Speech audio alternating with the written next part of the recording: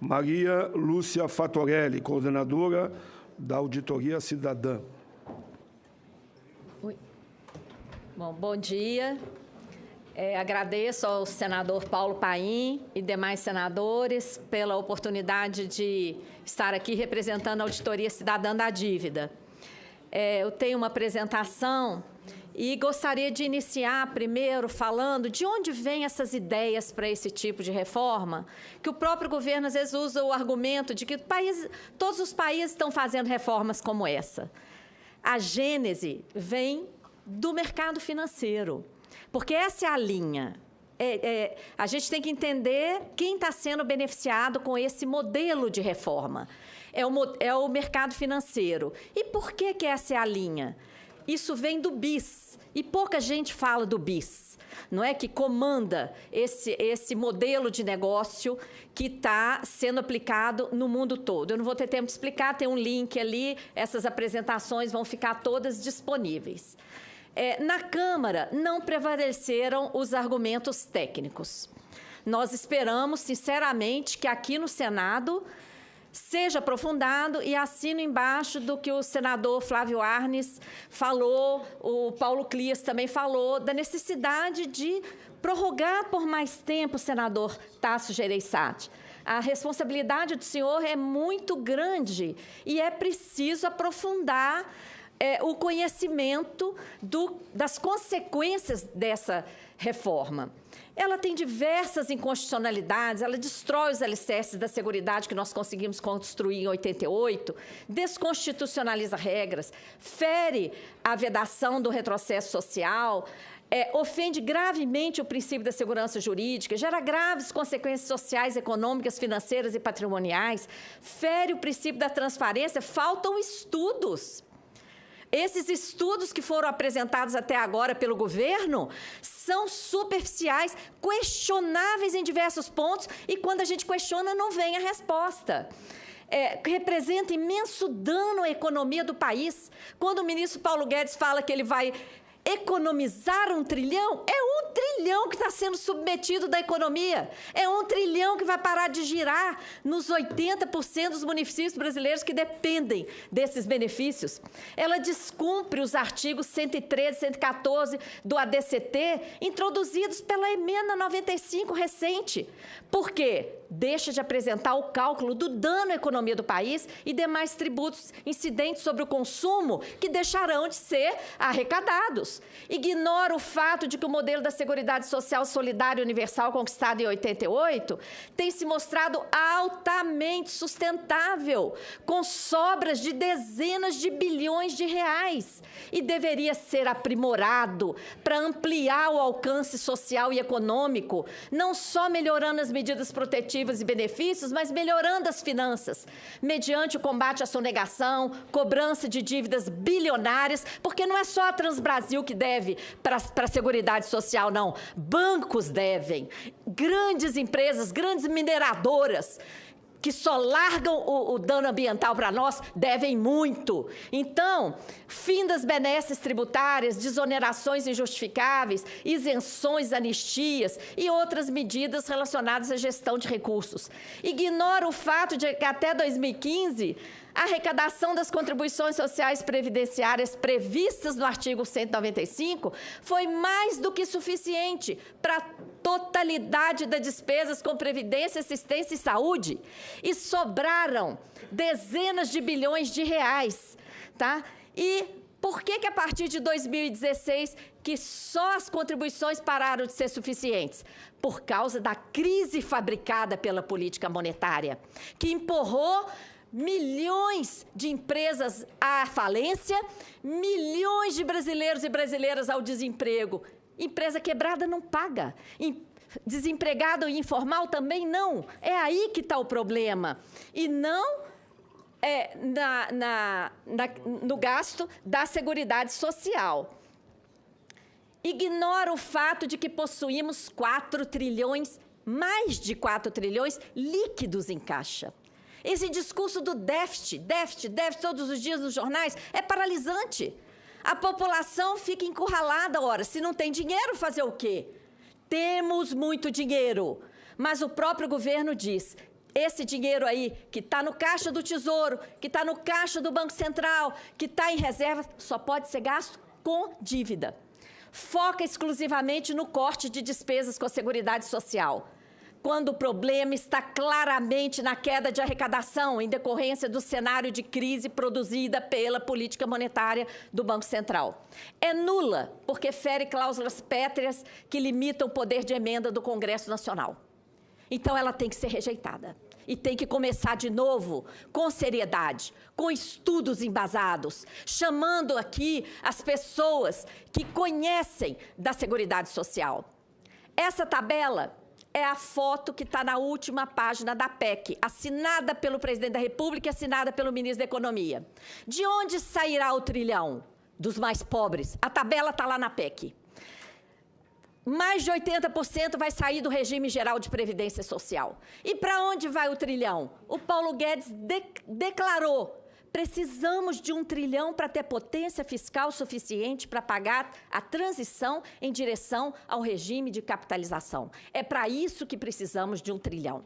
Então, essa conversa que tem que resolver problema fiscal, que está vivendo muito, que isso tudo é conversa, que servidor público seria privilegiado porque passou num concurso dificílimo, porque contribui sobre o bruto, porque não tem fundo de garantia, porque contribui pagando, continua contribuindo depois que aposenta, é privilegiadíssimo, né? Então, não é nada disso.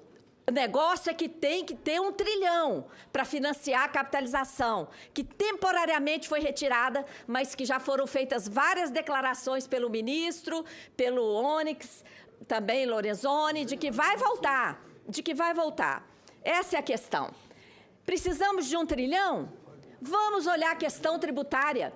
Apenas 2 projetos que estão aqui no Congresso, o PLP 9 de 2019, que trata do imposto sobre grandes fortunas, e o PL 1981-2019, que acaba com a isenção na distribuição de lucros. Só esses 2 aí, dão 1 trilhão e 400 bilhões em 10 anos, só esses 2. Agora, além disso, acabem com o privilégio das petroleiras, que estão levando 1 trilhão, acaba com a dedução dos juros sobre capital próprio, jabuticaba brasileira, insana, e várias outras coisas que não vai dar tempo de falar. Precisamos de 1 trilhão em 10 anos? Para de remunerar a sobra de caixa dos bancos. 1 trilhão 320 bilhões da dívida interna brasileira está em títulos da dívida usados ilegalmente para remunerar a sobra de caixa dos bancos. Sobra dinheiro nos caixas dos bancos, os bancos depositam no Banco Central, o Banco Central entrega título da dívida para os bancos, e já que os bancos estão de posse dos títulos, eles recebem um juro diário. Não tem previsão legal para isso. O governo vinha falando que é para controlar a inflação. Isso sempre foi mentira, porque tem estudos oficiais que demonstram que a inflação brasileira decorre dos preços administrados e não tem nada a ver, e do preço de alimentos, e não tem nada a ver com o volume da base monetária, que no Brasil é 4% do PIB, a menor do mundo. Isso ficou escancarado em 2017, ano em que o IGP foi negativo. Denunciamos isso. O que o Banco Central fez? Apresentou o projeto de lei 9248, que cria a figura do depósito voluntário remunerado. Então, representantes do governo que estão aqui, não venham falar que falta dinheiro para a Seguridade Social.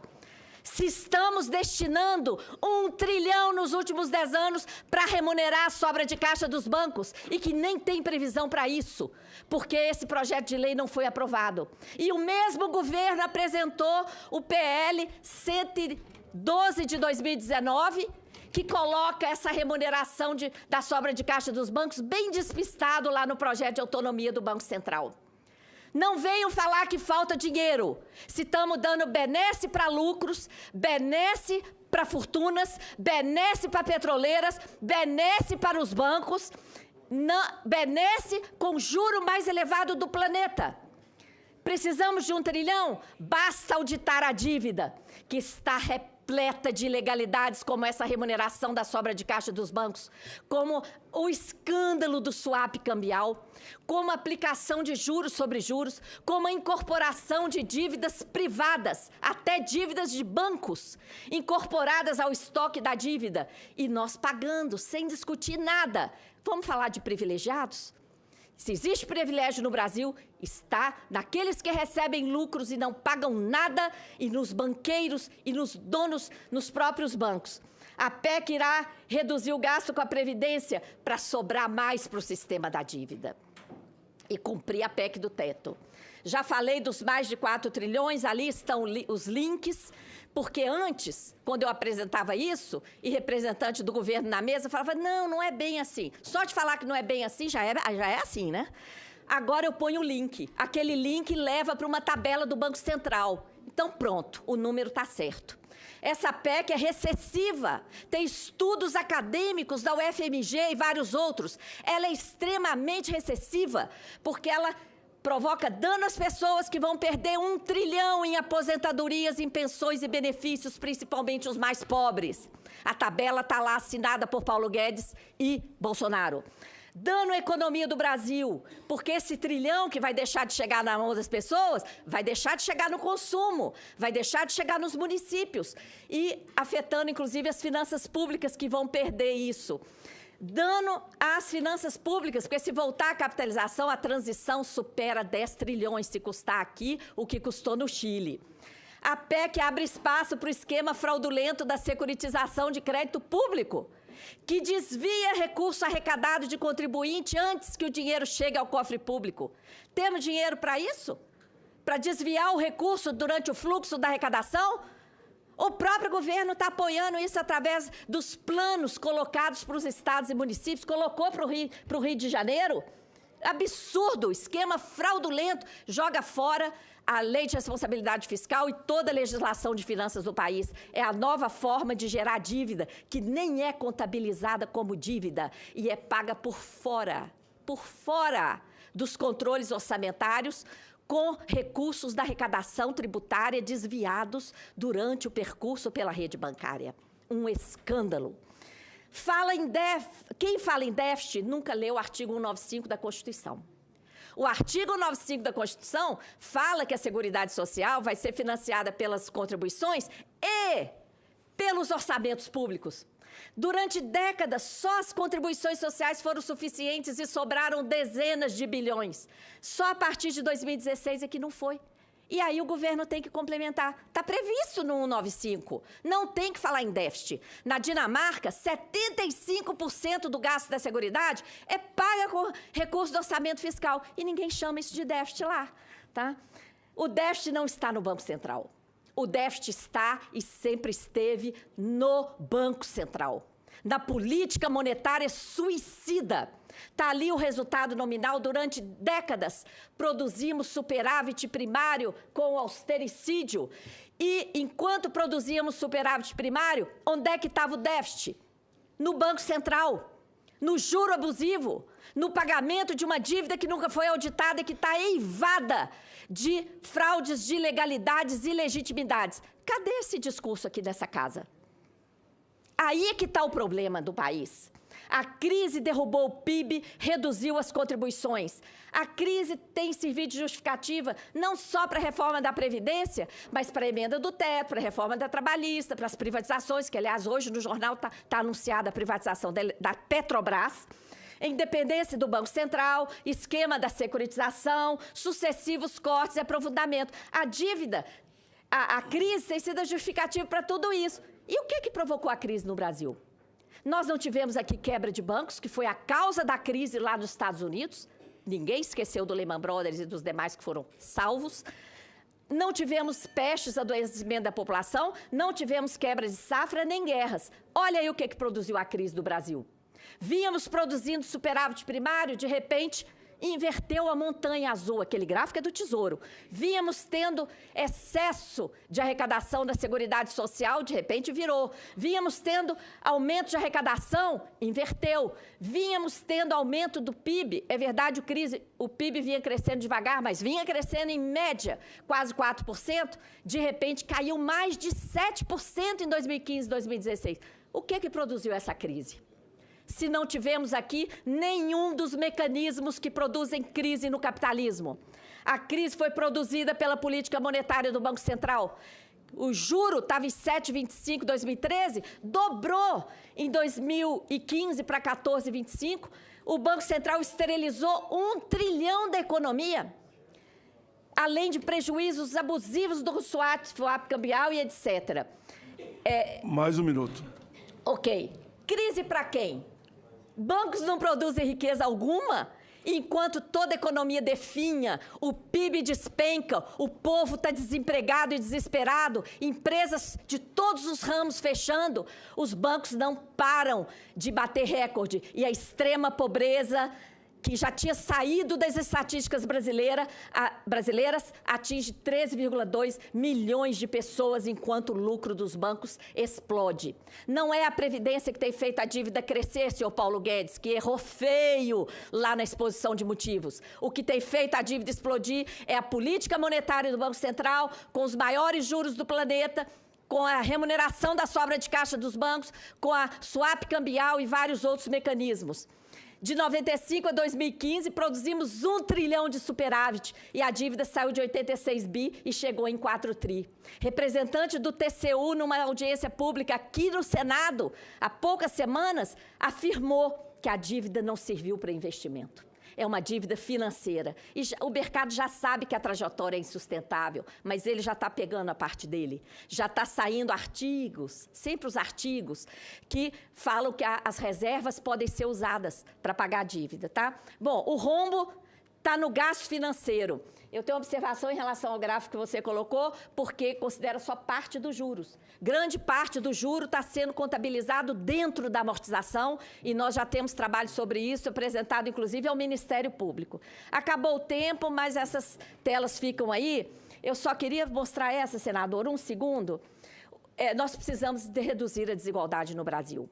É uma vergonha para todos nós, a 9ª maior economia mundial, ter a pior distribuição de renda do mundo, 79º no ranking dos direitos sociais. O atual Congresso, eu deixo aqui uma pergunta, entrará para a história como aquele que destruiu a Seguridade Social?